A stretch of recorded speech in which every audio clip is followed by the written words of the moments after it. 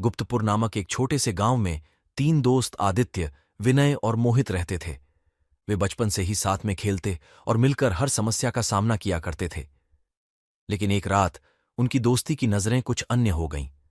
गांव में एक पुराने मकान के पास एक डरावनी कहानी सुनाई जाती थी। कहते थे कि उस मकान में एक चुड़ैल बसती है जो रात्रि में बाहर निकलती है।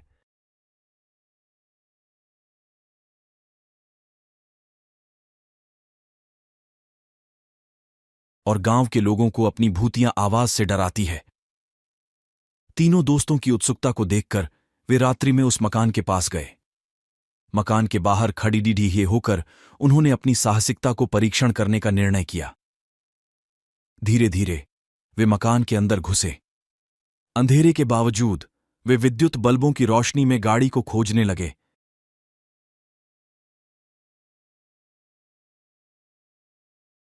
सभी कुछ अचानक ठहर गया।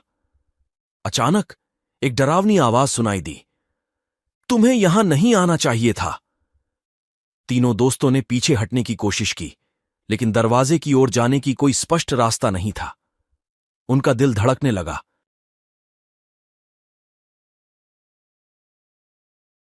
हमें साथ मिलकर इस चुड़ैल का मुकाबला करना होगा। हम उसे डरा सकते हैं। तीनों ने एक दूसरे के साथ हाथ मिलाया।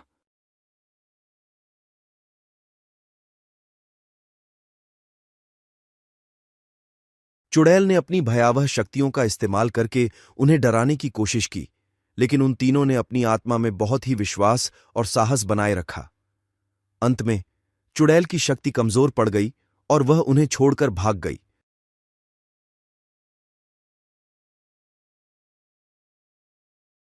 तीनों दोस्त एक दूसरे के साथ हाथ मिलाकर उस घर से बाहर निकले, जहां उन्होंने अपनी दोस्ती की महत्वता को पुनः महसूस किया।